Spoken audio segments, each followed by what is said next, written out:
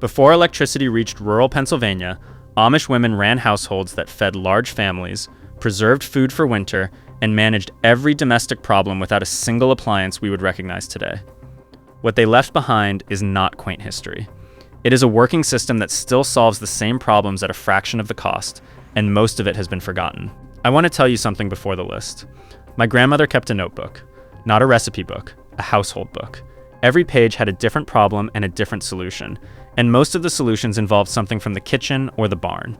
When she passed, I sat with that notebook for 3 days and realized I did not recognize half of what was written in it. These 25 tricks come from that notebook, from Amish women I spoke to in Lancaster County, and from the domestic records of 19th century Pennsylvania farm households. Every one of them still works today. Number 1, banking a fire overnight. Before central heating, a fire that went out on a January night was a genuine emergency. Amish women covered the evening fire with a thick layer of ash from the same hearth, cutting off oxygen to reduce the fire to coals without extinguishing it. Those coals could be stirred back to flame in the morning in under 3 minutes. Wood saved. No cold house. Number 2, keeping a cold pantry cool with wet burlap. A north-facing pantry draped with burlap, kept damp by a bucket of cold water, stayed 5 to 8 degrees cooler than the surrounding house through evaporative cooling. Butter, cream, and soft cheese held there lasted 4 to 5 days in summer heat without ice. Number 3, making soap from wood ash lye. Kitchen wood ash collected through winter was leached with rainwater to produce lye, combined with rendered fat from the fall butchering, and cooked into hard soap that lasted the household through the following year.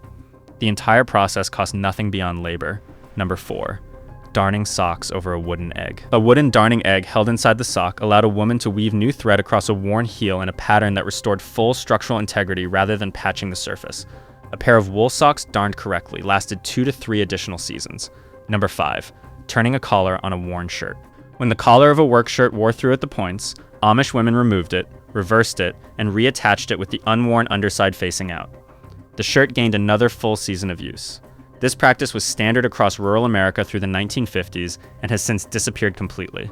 Number 6, keeping herbs by hanging them upside down in bundles. Herbs dried, hanging in a dark, well-ventilated space, retain their volatile oils far longer than herbs dried flat. Bundles hung from kitchen rafters provided a year-round herb supply that cost nothing beyond the summer garden. Number 7, washing clothes in stages, not all at once. Amish laundry practice ran the cleanest items first through the wash water, then progressively dirtier items through the same water, ending with floor rags and barn clothes. Water that started hot for whites cooled naturally for darks by the time the sequence reached them. Nothing was wasted. A single heating of water cleaned the entire household's laundry in a sequence that modern washing machines running separate loads for each category cannot match for efficiency. Number 8, using salt to set colors before the first wash. New fabric soaked in cold salt water before its first washing had its dye bonds fixed by the salt, reducing color run and fading in subsequent washes. A tablespoon of salt in the soak water costs pennies and extends color life by multiple seasons. Number 9, making candles from tallow with a braided cotton wick. Rendered beef or mutton fat poured around a braided cotton wick in a tin mold produced a functional candle that burned for 4 to 5 hours. Amish households produced enough tallow candles in autumn from the fall butchering to last through the darkest winter months. Number 10, storing root vegetables in layers of dry sand. Carrots, parsnips, and beets buried in boxes of dry sand in a root cellar maintained their moisture and firmness from October through March. The sand prevented them from touching each other, which stopped rot from spreading between vegetables and regulated moisture loss so the vegetables did not dry out or become waterlogged. Produce stored this way lasted 3 to 4 times longer than produce stored loose in a bin. Number 11, controlling kitchen flies with bundles of fresh mint and tansy. Clusters of strongly scented herbs hung near windows and doorways deterred flies through the volatile compounds in the leaves. Tansy, a bitter yellow-flowered herb grown in most Amish kitchen gardens, was documented in 19th century domestic guides as the most effective fly deterrent before chemical sprays. Number 12, making a poultice for splinters and embedded thorns. A paste of bread soaked in warm milk applied to a splinter and covered with cloth overnight drew the foreign object to the surface through osmotic pressure, allowing removal without digging. This method was standard first aid across rural America and is still used in some Amish communities today. Number 13, using beeswax on drawer runners and window sashes. Rubbing a block of beeswax across the wood surfaces of sticky drawers and swollen window frames lubricated them without attracting dust or going rancid the way oil-based lubricants did. The same beeswax block also waterproofed thread for sewing outdoor canvas and leather.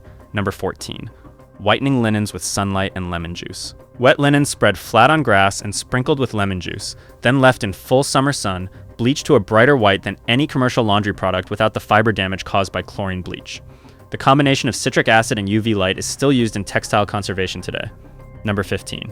Keeping a vinegar barrel for household cleaning. A household barrel of cider vinegar, maintained by adding apple scraps from the kitchen and allowing natural fermentation, provided a continuous supply of cleaning acid for floors, windows, surfaces, and laundry that cost nothing once established. The barrel was never emptied, simply topped up. It produced more vinegar than the household consumed, which meant a surplus available for food preservation as well. A self-sustaining cleaning supply that ran for years on kitchen waste. Number 16. Using wood ash as a tooth cleaner. Fine ash from hardwood mixed with a small amount of salt produced a mildly abrasive, alkaline tooth powder that cleaned effectively and neutralized oral acid. The same compounds sodium bicarbonate-based toothpastes are built around today. Number 17. Making vinegar from fruit scraps without any equipment. Apple peels, cores, and bruised fruit placed in a jar of water with a tablespoon of sugar, covered with cloth, and left in a warm place for 4 to 6 weeks produced usable apple cider vinegar through natural fermentation. Zero cost. Zero equipment. Number 18. Keeping a perpetual soup pot on the back of the stove. A large stock pot that never fully emptied, constantly replenished with vegetable trimmings, bones, and water, produced the base of every meal across a week.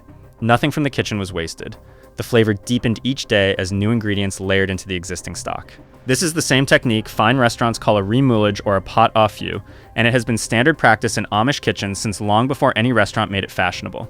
Number 19. Preserving eggs in mineral oil or lard at room temperature. Fresh eggs coated in a thin layer of rendered lard and stored small end down at cool pantry temperature stayed viable for 3 to 4 months. The fat sealed the porous shell against oxygen and bacteria. Number 20. Removing grease from fabric with brown paper and a warm iron. A piece of plain brown paper placed over a fresh grease stain on fabric, with a warm iron pressed on top, transferred the grease from the fabric into the paper through heat. Repeat with fresh paper until no more grease transfers. Finish with a light soap wash. No commercial stain remover needed. Number 21. Controlling ants in the kitchen with a line of chalk. A continuous chalk line drawn across ant entry points deterred them from crossing. The calcium carbonate in chalk disrupts the pheromone trail ants use to navigate. Old Amish kitchens kept chalk as a standard drawer item alongside string and matches. Number 22. Making a hand cream from lard and beeswax. Equal parts rendered lard and melted beeswax, combined with a few drops of lavender oil from the kitchen garden, produced a hand cream that protected against chapping from winter farm work. The same 2 ingredients are the foundation of most premium hand creams sold today. Number 23.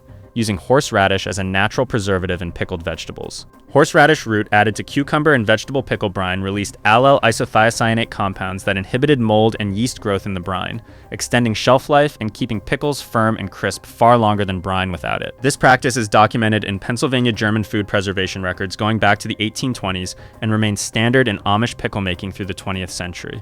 Number 24. Freshening a feather mattress by hanging it in full sun. A feather mattress hung over a fence rail in direct August sun for a full day had its moisture driven out, its dust mites eliminated by UV exposure, and its loft restored by the warmth. Done once a year, a feather mattress lasted for generations. Number 25. Hanging dried lavender in a linen cupboard to keep linen smelling fresh and moths away. Lavender oil compounds are toxic to common textile moth, larvae, and repel adult moths without damage to the fabric. A single dried bundle lasted 1 full year and cost nothing from a kitchen garden. Here is what that notebook actually was. It was not a recipe collection. It was an instruction manual for self-sufficiency, built by generations of women who understood that knowing how to solve a problem without spending money on it was not a quaint virtue. It was survival. The 25 tricks in this list cover cleaning, preservation, pest control, laundry, clothing care, cooking, first aid, and heating. A modern household that adopted half of them would cut its spending on cleaning products, pest control, and food waste by a meaningful amount in the first month alone. Subscribe because the next video goes deeper into the food side of this, specifically the 25 meals that fed Amish families through Pennsylvania winters, and some of them cost under 50 cents to make for a family of 8. Tell me in the comments which of these 25 you already knew, and drop the number, because the ones most people recognize tell me where to go deeper first.